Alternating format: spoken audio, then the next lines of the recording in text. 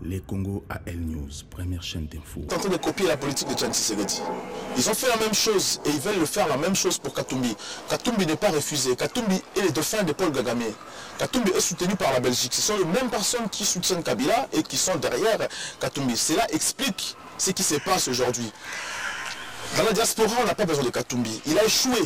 Il est resté plus de 3-4 ans ici dans la diaspora. Il est incompétent, incapable de rencontrer la diaspora, expliquer son projet. Il fuit, il va en Afrique du Sud pour parler en Afrique du Sud. Alors qu'ici dans la diaspora, il y a des gens qui ont l'argumentation, il y a des gens qui ont des projets, il y a des gens qui sont capables de transformer le Congo à tout moment. Il fuit ces personnes parce qu'ils détecteront qu'il est incapable. L'excellence est une obligation pour le Congo. Ça, c'est notre slogan. Merci. Voilà, donc l'excellence est une obligation pour le Congo. Ça, c'est le slogan du futur président de la République. Aujourd'hui, les Congolais ne font plus confiance à personne parce qu'il n'y a pas de projet. Je ramène un projet. Avec mon projet, je serai populaire. Je ne serai pas populaire parce que je suis le fils de X. Je ne serai pas populaire parce que je suis beau. Je ne serai pas populaire parce que j'ai l'argent. Mais je serai populaire parce que je réponds aux critères des Congolais. Les Congolais me feront confiance. La popularité des Congolais devrait, parce qu'ils penseront que celui-là est capable de changer les choses chez nous. C'est pour ça que je dis, mes projets feront de moi populaire au Congo, tout comme à la diaspora. Les Congo AL News, première chaîne d'info.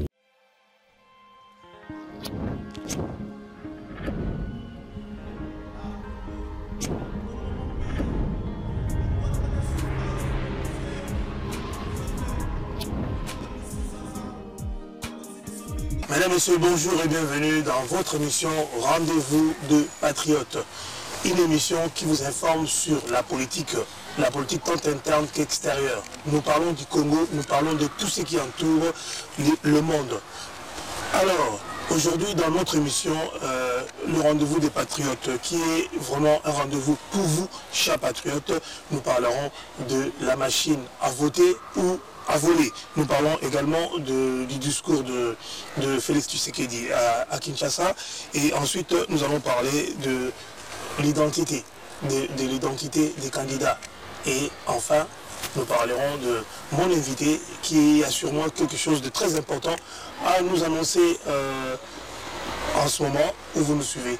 Alors, chers téléspectateurs, je vous dis bonjour, je m'appelle Jerry Mukuna, votre présentateur, celui qui vous présente cette émission Rendez-vous de Patriotes. Alors, sur ce plateau, je reçois quelqu'un qui n'est plus à présenter, un politologue, un journaliste, analyste. Il s'appelle Andreas Mouzan, à qui je vais dire bonjour. Bonjour Mouzan. Bonjour Jérémy. Comment vous allez? Ça va très bien, Jérémy. Je suis très heureux de vous recevoir aujourd'hui à cet endroit pour parler du Congo. Merci beaucoup. Merci beaucoup. C'est pour ça que j'ai répondu à votre invitation. Voilà donc, chers internautes, chers téléspectateurs, vous tous qui aimez la qualité, qui aimez des bonnes choses, nous vous disons encore une fois de plus, bienvenue dans votre émission Rendez-vous des Patriotes. Alors, dis-nous un peu, Andreas Mouzan, parlons un peu de la machine à voter. Est-ce vraiment une machine à voter ou une machine à voler, comme le disent d'autres personnes? Merci beaucoup, Jerry Mukuna. Alors, pour moi, ce que je peux dire est qu'aujourd'hui, nous avons un sérieux problème au Congo. Il s'agit de machines à voter parce que les Congolais pensaient que cela soit comme a toujours été traditionnellement, comme dans certains pays, la France, les États-Unis, comme ailleurs. Cette machine, ce n'est pas la machine qui posera peut-être un problème, c'est plutôt les personnes, les intentions des uns et des autres.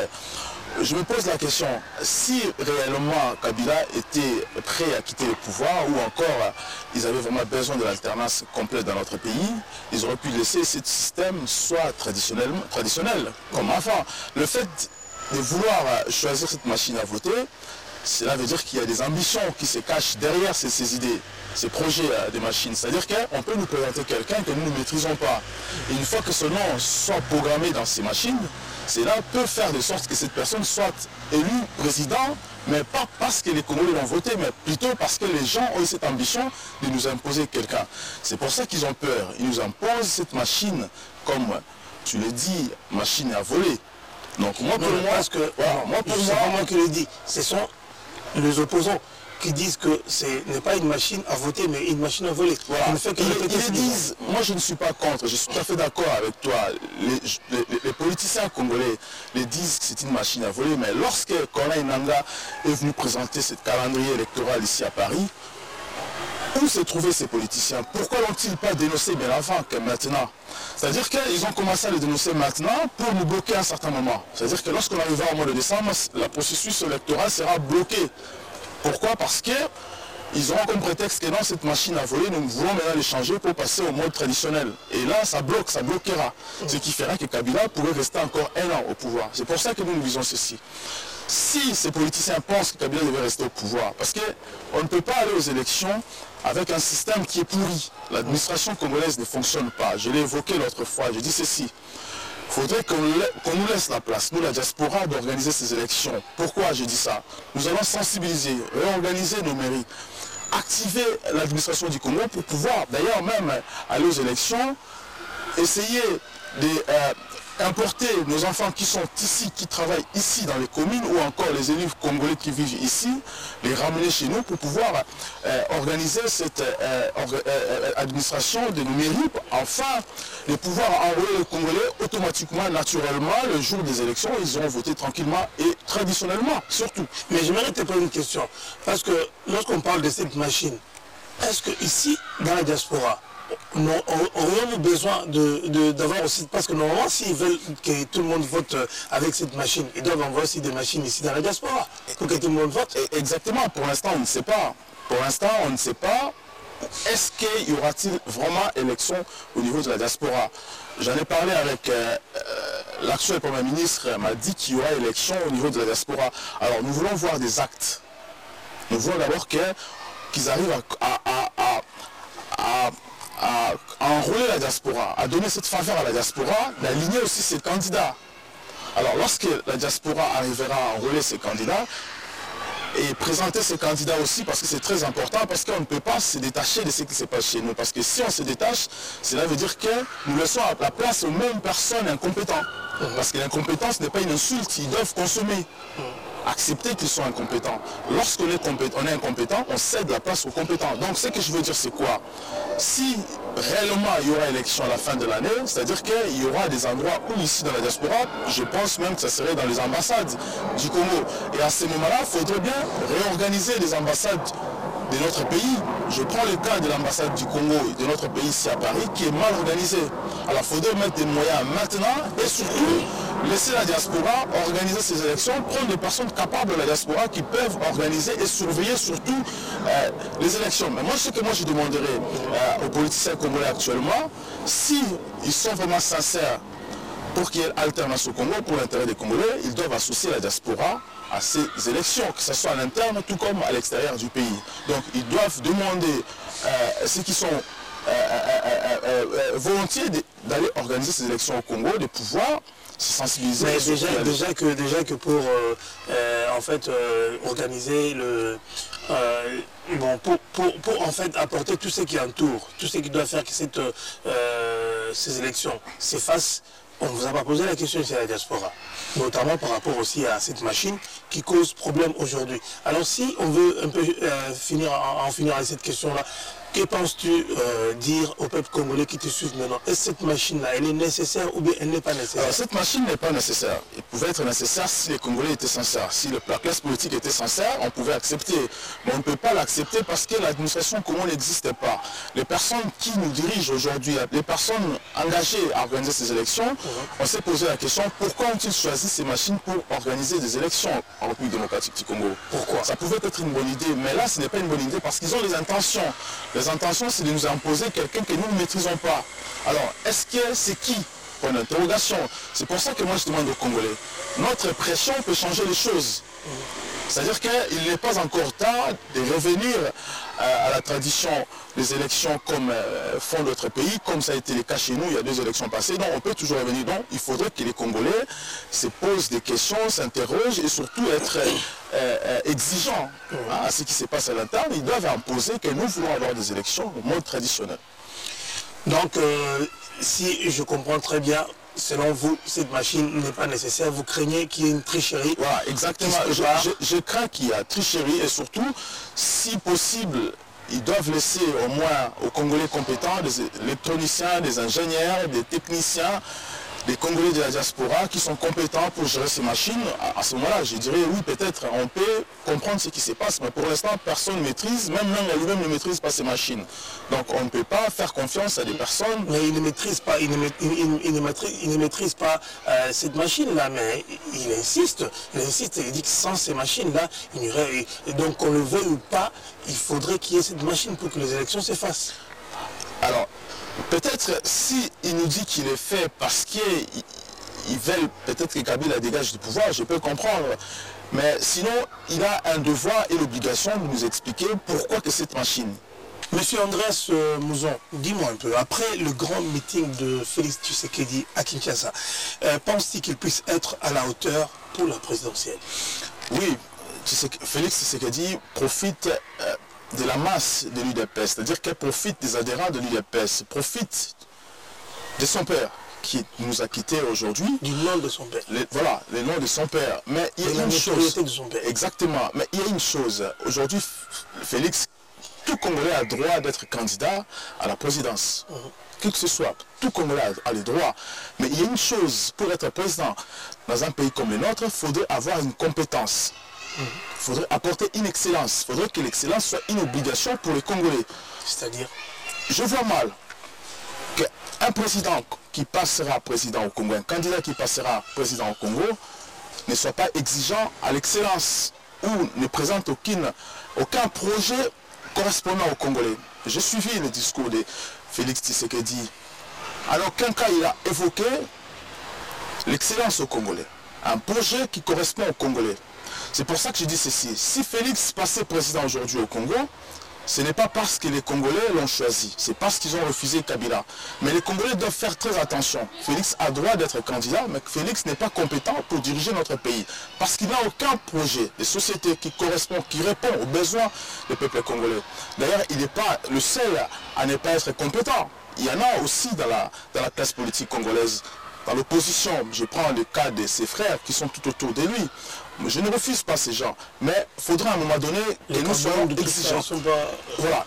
Ils ne sont pas compétents. On voit la manière dont ils gèrent l'UDPS aujourd'hui, on se dit ce ne sont pas des responsables. Ils le gèrent comment? Parce que attends un peu, ils le gèrent comment? Parce que après la mort de Tshisekedi, l'UDPS est bel et bien là. Oui, mais l'UDPS existe pas parce que les Félix ont existé, parce qu'il y a eu des gens qui ont fait un grand travail énorme pour que l'UDPS existe. La gestion de l'UDPS prouve qu'ils sont incompétents. L'incompétence n'est pas une insulte. Quand on est incompétent, on apprend pour être compétent. Comme tu le dis souvent. Voilà. C'est pour ça que moi je dis ceci. Les Congolais doivent faire très attention. Ils doivent choisir quelqu'un de compétent. Parce que l'excellence doit être obligatoire pour gérer notre pays. Il faudrait choisir des personnes excellentes qui doivent apporter l'excellence. Félix est un frère, mais moi je demanderais à Félix, aux autres, de laisser la place à l'excellence. Mais j'évoquerai une chose qui est très importante. Vous savez, c'est que on ne fait pas attention. C'est qu'on ne pense pas surtout, c'est la spiritualité. C'est lui qui doit diriger le Congo aujourd'hui parce que les choses changent radicalement. C'est lui qui doit diriger le Congo, doit être naturellement relié à la spiritualité du Congo. Il ne peut pas associer la spiritualité du Congo à la spiritualité belge, française, américaine ou asiatique. Il doit pratiquer nos spiritualités. Qu'entendez-vous par cela? Parce qu'il faudrait un peu être explicite, il faudrait être clair dans vos propos. Parce que lorsque vous parlez de la spiritualité, tout ça, on n'arrive pas à vous comprendre. Alors essayez un peu d'être un peu plus explicite pour qu'on comprenne où vous voulez en venir. Voilà, je prends l'exemple. J'ai toujours dit que moi j'ai été proche du président Nicolas Sarkozy. Le président Sarkozy pratique la spiritualité française. En France, pour être un politicien, pratiquer la politique au niveau, il faudrait s'associer à la franc-maçonnerie.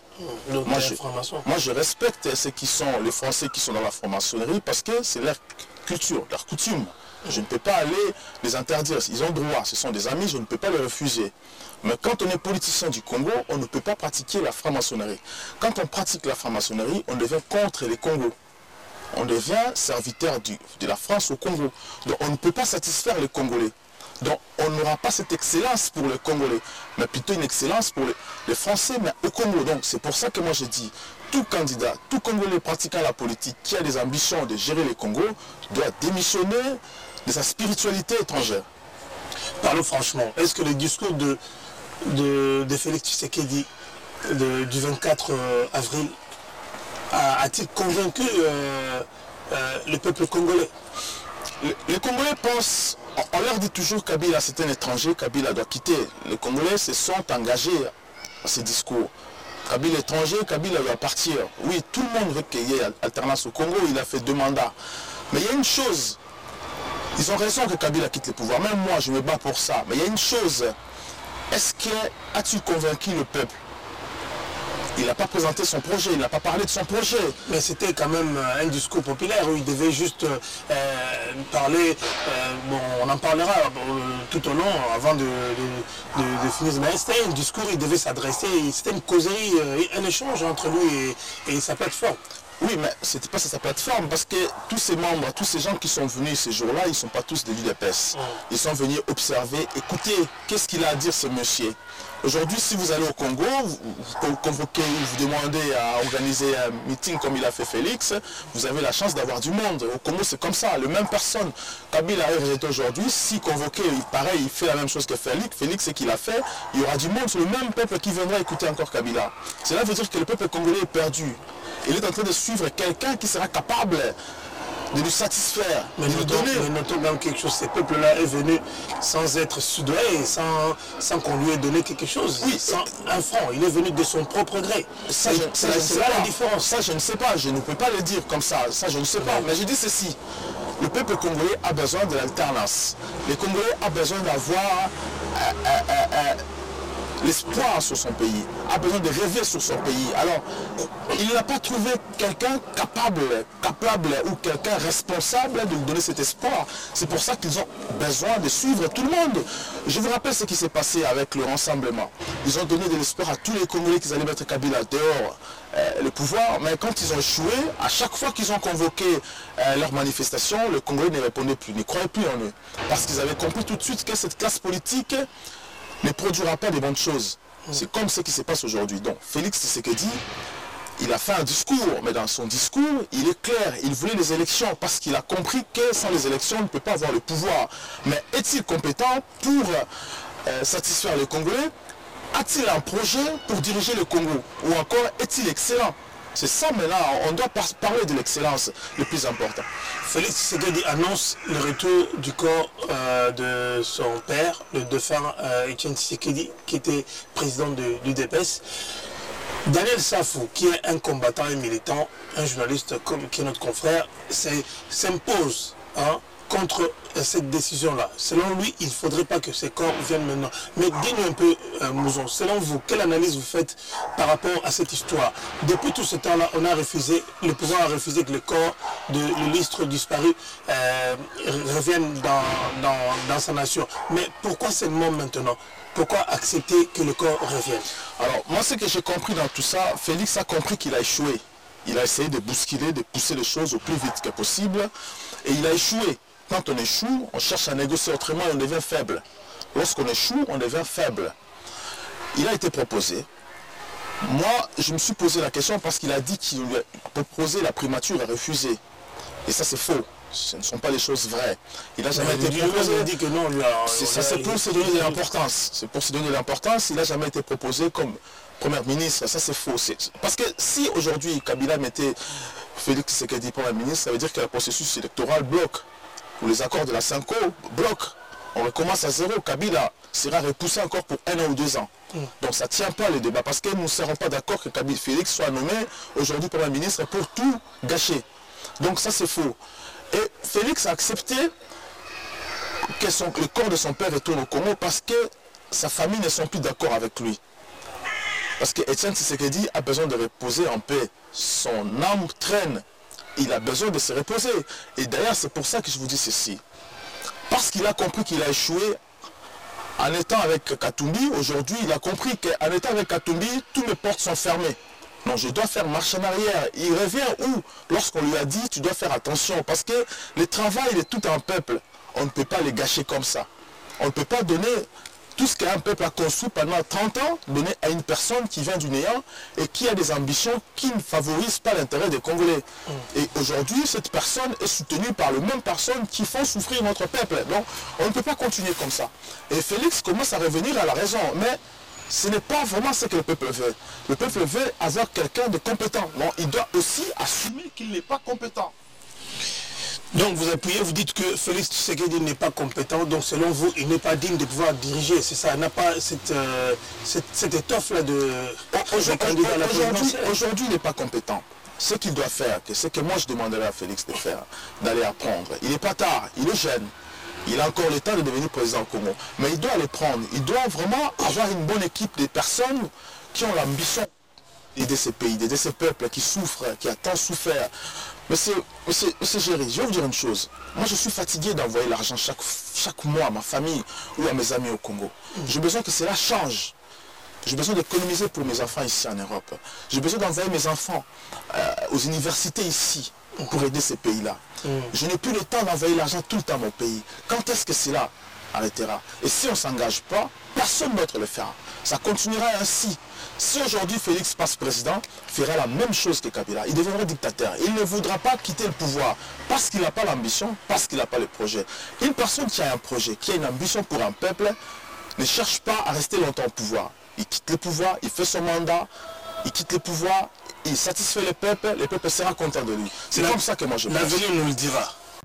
Les Congo AL News, première chaîne d'info. Chers internautes, on est toujours sur ce plateau avec Andreas Mouzon, le Congo AL News. Andreas Mouzon, journaliste politique, analyste, combattant, résistant, donc c'est lui-même qui peut nous le dire, parce que bon, dans nos précédentes émissions, il a dit lui-même qu'il était un patriote et il a expliqué pourquoi est-ce qu'il était patriote. Il a dit pourquoi est-ce qu'on devait s'appeler patriote et non compatriote ou que sais-je encore. Alors, nous avons affaire nationalité. Est-ce que pourquoi refuse-t-on que Moïse Katumbi rentre au Congo pour battre sa campagne, pour participer aux élections? Est-ce qu'il y a-t-il que Moïse Katumbi qui soit étranger ou quelque part il n'y a pas d'autres étrangers qui sont dans notre pays mais qui sont calmement installés dans leur siège? Est-ce qu'il n'y a que Moïse Katumbi qui est étranger? Est-ce que c'est un problème? C'est un vrai problème, ces problèmes de nationalité pour Moïse Katumbi? Ce que moi j'ai compris, le problème n'est pas des nationalités. Katumbi n'est pas chassé du Congo. Katumbi a été accepté, a été accordé de venir se faire soigner en Europe.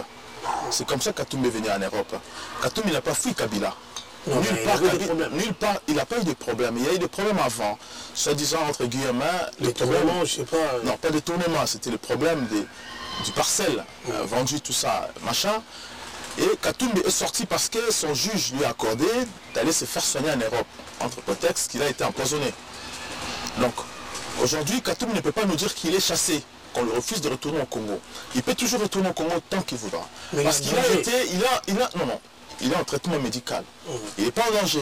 Il est en traitement médical. Il a annoncé son retour au pays. Personne ne lui a empêché. Il peut toujours retourner. Personne ne lui a interdit. Est-ce que c'est le seul à avoir une nationalité douteuse au Congo? J'ai compris une chose. On nous impose Katumbi dans la diaspora. Afin que la diaspora puisse aimer Katumbi. Il nous donne cette notoriété de devenir président. Le système. Le système a créé... C'est la même chose qu'ils ont fait avec Tshisekedi. Vous savez, à un moment donné, Tshisekedi ne pesait plus vraiment devant Kabila. Alors, il fallait recréer encore Tshisekedi, mais derrière les combattants. Quand ils nous ont ramené Tshisekedi en 2011 pour qu'il soit candidat, Tshisekedi avait compris que la diaspora est une force. Mais la diaspora lui manquait quelqu'un de capable face à Kabila. Il a fallu que quelqu'un représente la diaspora face à Kabila. On nous a apporté Tshisekedi, qui nous a représenté à Kinshasa comme étant candidat. Et c'est comme ça qu'ils veulent faire avec Katumbi. Ils veulent quoi? Nous imposer Katumbi, c'est quelqu'un qu'on refuse au Congo parce qu'il a beaucoup d'argent, parce qu'il est compétent, il y a que lui qui peut changer le Congo, parce qu'il est Moïse que Dieu a envoyé. Vous voyez, ils ont créé tout un cinéma pour nous imposer Katumbi dans la diaspora. Moi, je ne refuse pas Katumbi. Mais je sais, il y a des signes qui vont avec Katumbi. Le même conseiller de Katumbi, ce sont le même conseiller de Kabila. Les proches de Katumbi, je prends le cas de M. Kalombo qui est aujourd'hui député. Il est ici. Il est sous traitement médical entre guillemets. Il est payé. Ses soins médicaux sont payés chaque 3 mois. Il reçoit les 15 000 qui est là. C'est le Parlement. Il reçoit l'argent. Il reçoit. Moi j'ai vérifié cela comment on appelle ça, aux ressources humaines du Parlement congolaise. Mais c'est Kalombo touche sa paye étant que député et touche encore son argent pour se faire soigner ici. Il est venu ici pour les soins médicaux. Alors ils doivent nous expliquer comment est-il possible, M. Kalombo qui est contre Joseph Kabila, qui reçoit sa paye et l'argent pour se faire soigner, même moi que M. Katumbi. M. Katumbi a une explication à donner aux Congolais. C'est lui qui était responsable lorsqu'il vendait les minéraux de Katanga. Les cobalt que les Congolais voulaient se faire une grande puissance au monde des batteries. Aujourd'hui, M. Katumbi a tout vendu. On ne peut pas nous dire que M. Katumbi est l'ennemi géré de Kabila. Ça c'est faux, c'est archi faux. Ils ont besoin que nous, les Congolais, on ait pitié de Katumbi. On ait pitié de Katumbi pour nous faire confiance. Il y a toute une campagne. Donc il y a une conspiration au Congo. Si Moïse Katumbi, nous suivons quand même la RTNC. On voit les émissions qui s'y déroulent. Mais dis-moi un peu, c'est à Kinshasa que ça se passe. Je vais vous dire une chose.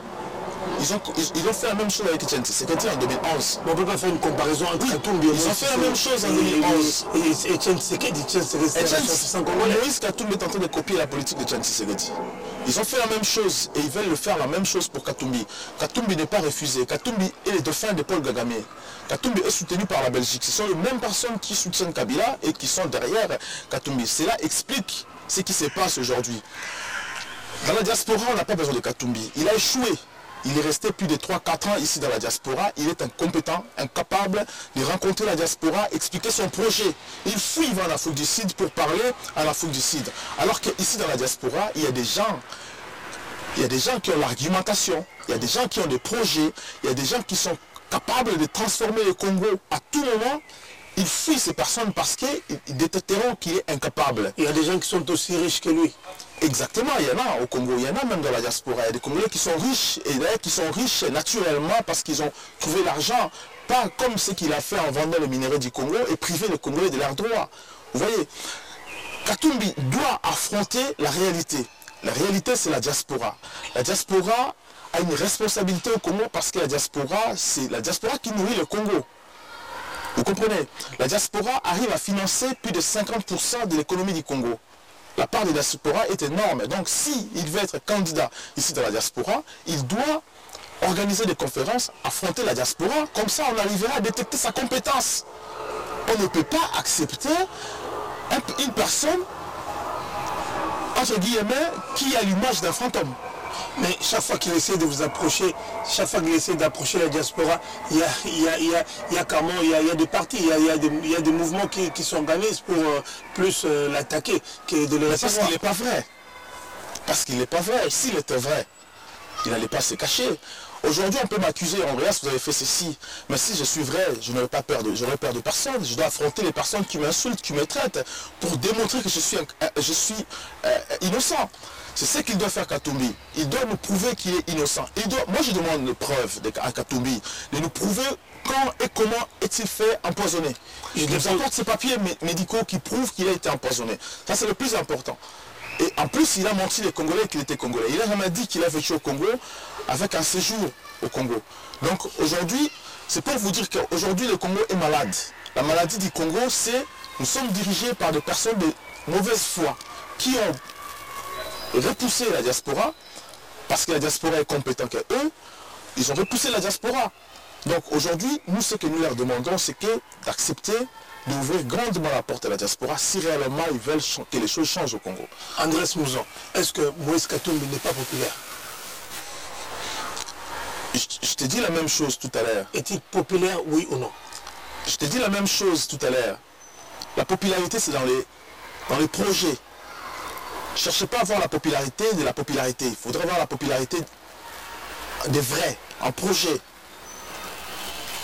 Je ne sais pas si vous comprenez. Oui, je vous comprends. Voilà. Donc, il ne faudrait pas que la popularité vous amène au pouvoir. il faudrait que le projet vous ramène plutôt au pouvoir. Parce que si la popularité vous ramène au pouvoir, ça veut dire que vous deviendrez un dictateur. Vous voudrez rester au pouvoir longtemps comme ont fait les autres. Alors si ce sont les projets et l'ambition qui vous ramènent au pouvoir, vous ne serez pas un dictateur. Vous serez quelqu'un de bonne foi qui aidera sa nation à se développer et quitter le pouvoir un jour. Voilà, un jour, ça veut dire que lorsque vous n'aurez plus le mandat, vous arriverez à la fin du mandat, vous déposerez pour laisser aussi l'alternance aux autres. Donc, selon vous, dire que Katumbi est étranger, qui ne rentre pas au Congo, c'est un faux problème. Donc, c'était une manigance, quelque chose qui s'est fait déjà, donc, qui est connu. Ce n'est pas le problème. Vous savez, mais c'est un plan déjà monté par... Vous savez, je vais vous dire une chose. Pour nous distraire, c'est ça. Je vais vous dire une chose. Le président du Parlement, c'est un étranger. Kikengo. Voilà. Il n'y a pas que lui. Il y a des ministres qui sont étrangers. Et pourquoi on ne veut pas Katumbi rentre? Lorsqu'on a privé la diaspora, les Congolais de l'étranger qui financent l'intérieur du pays, on nous a privés de ne pas retourner au Congo. On nous privait le visa, alors qu'eux, sans visa, ils sont députés. Ils sont ministres. Mais lorsque maintenant, ça leur arrange de toucher cet article pour favoriser leurs ambitions, ils veulent le faire, mais ils ne le font pas pour la diaspora. Ils le font pour leurs ambitions. C'est pour ça que moi j'ai dit, on n'a pas besoin de satisfaire les gens qui viennent voler pour notre pays, qui viennent voler notre pays. Mais on a besoin de satisfaire la population, les Congolais qui doivent changer notre pays. Dis-moi, est-ce que tu ne trouves pas que quelque part, il y a une sorte de... il y a un piège quelque part que nous tend le pouvoir.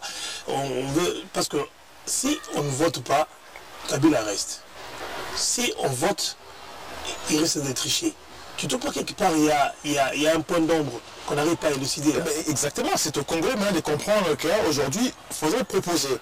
Kabila a dit une chose, je veux une proposition, je veux que quelqu'un me fasse une proposition. Jusqu'à présent, personne ne fait une proposition à Kabila. Moi, je fais une proposition, je dis à Kabila, je vais être son dauphin. Il me laisse le pouvoir, moi je protège. Parce que si je passe au pouvoir, c'est la place à la diaspora. J'aimerais bien que les maires, nos communes soient dirigées par les enfants qui sont nés ici, capables de tout changer. Je veux que mes députés soient les gens de la diaspora. Je ne refuse pas les gens qui sont à l'interne. Mais ceux qui viendront de la diaspora seront là pour former ceux qui sont à l'intérieur.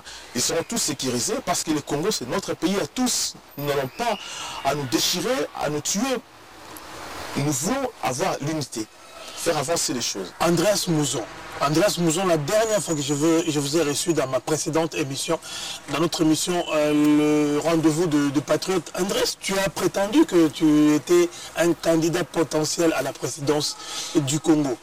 Toi, président du Congo, en as-tu le profil?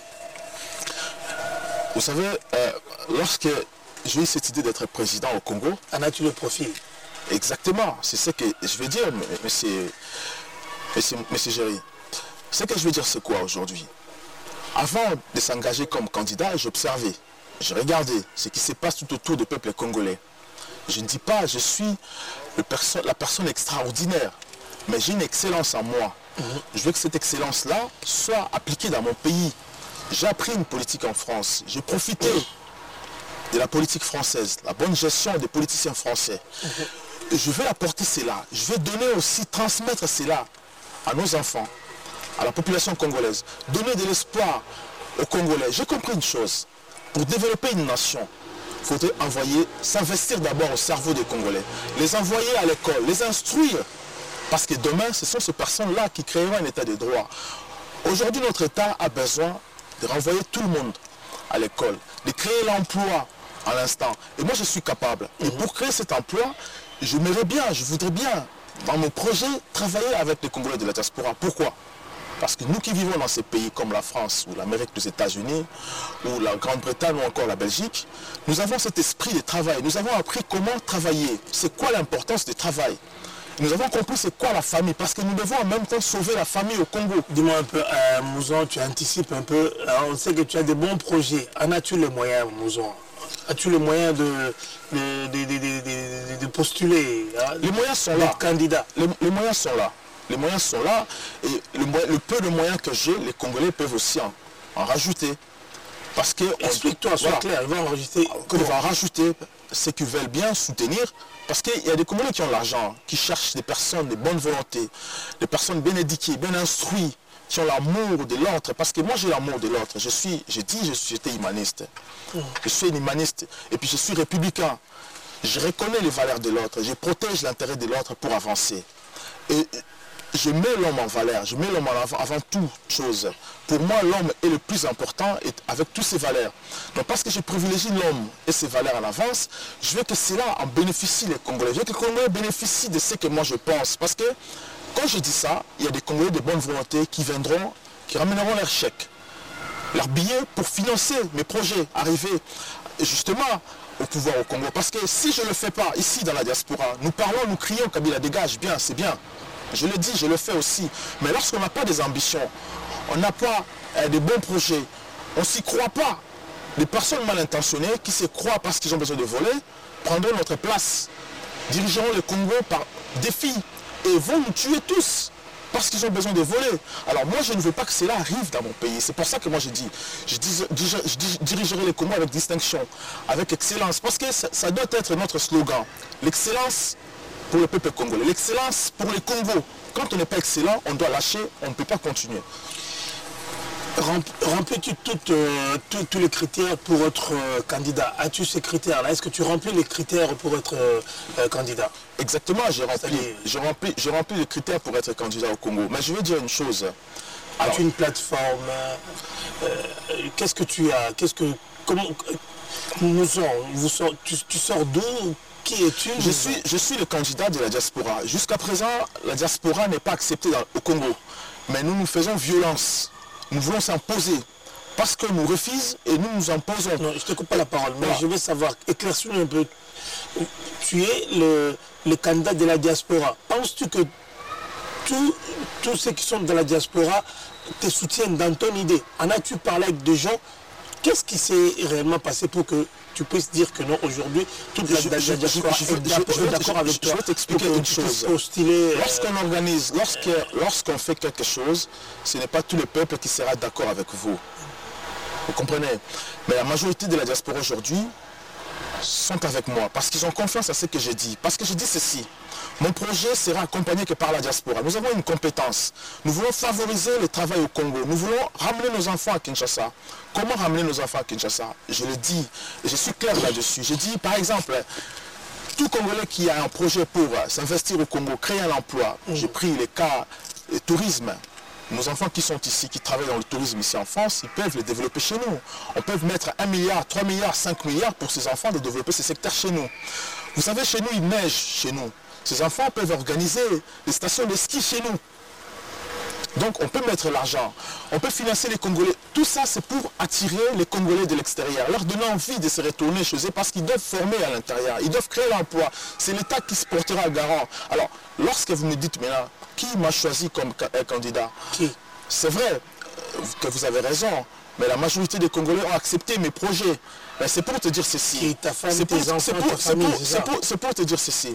Lorsque vous commencez quelque chose, ce n'est pas tout le monde qui sera d'accord avec vous. C'est pour ça que j'ai dit ceci. Je ne veux pas être candidat. C'est pour ça que j'ai dit je ne veux pas être candidat de la popularité. Je veux être candidat des projets, candidat des idées. Ceux qui choisiront mes idées seront tous derrière moi. Moi, je ne veux pas être candidat parce que je suis populaire. Je veux être candidat parce que j'ai de l'expérience, je veux partager avec des Congolais qui ont de bons projets à la diaspora, que nous avons besoin de recenser tous ces projets et investir à Kinshasa, dans notre pays. Mouzon, dis-moi, tu sais, pour être amené à ces fauteuils-là de chefs de l'État, des dirigeants, de présidents de la République, il faut une popularité, une certaine popularité.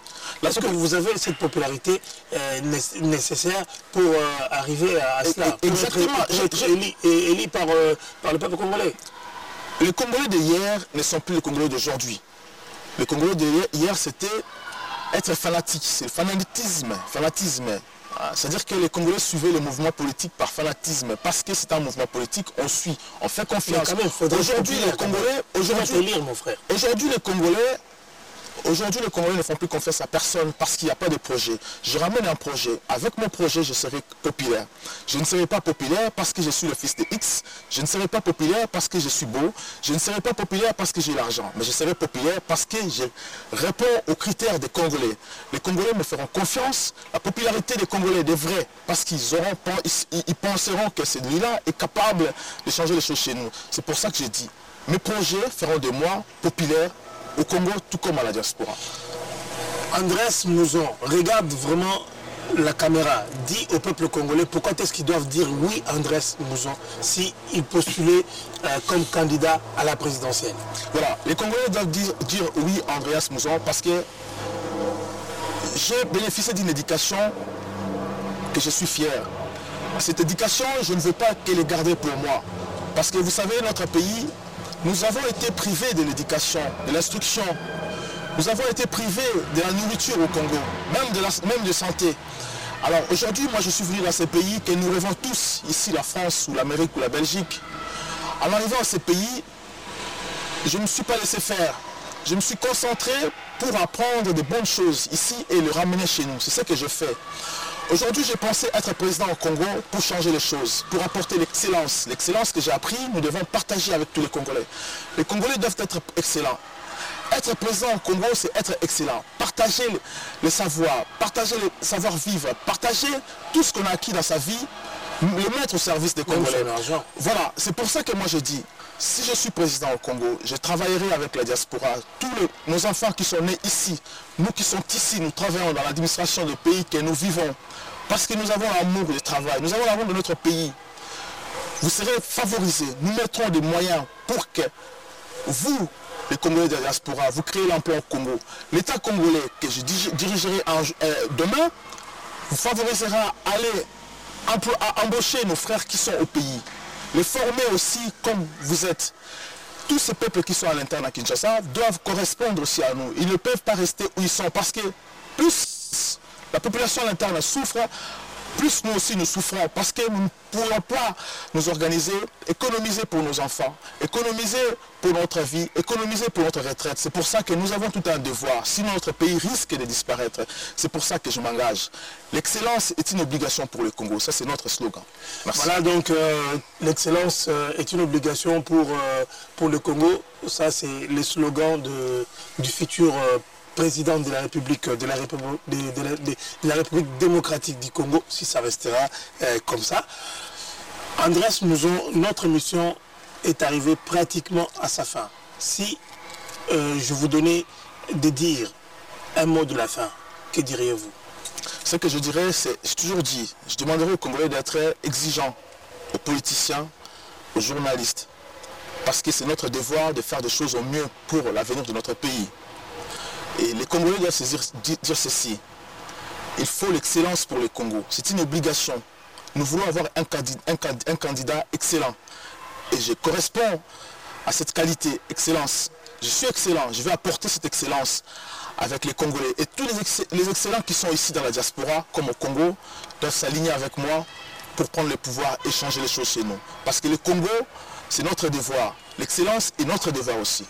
Voilà donc, chers internautes, enfin, nous avons un candidat, quelqu'un de courageux, qui dit que non, je ne croiserai plus mes bras, je me lève pour affronter la situation telle qu'elle se présente. Il n'a pas d'argent, il a besoin aussi que vous lui fassiez, que vous lui prêtiez plutôt main forte. Ramenez-lui ce que vous avez, votre soutien, et cela lui fera du bien. Et je pense que les jours qui viennent, on aura toutes des émissions qu'on va faire avec Andrés. Nous vous rappelons aussi que dans As Media, il travaille simultanément avec le Congo Al News. Nous vous faisons des émissions et c'est là pour vous informer et c'est là pour faire en sorte que vous puissiez faire en sorte que vous ne manquez pas l'actualité telle qu'elle se déroule. Alors si vous avez aimé cette émission, nous vous disons merci et on espère vous retrouver prochainement pour un autre numéro de votre émission Rendez-vous de Patriotes, Rendez-vous de Congolais. Que Dieu vous bénisse et que Dieu bénisse les Congos. Les Congo AL News, première chaîne d'info.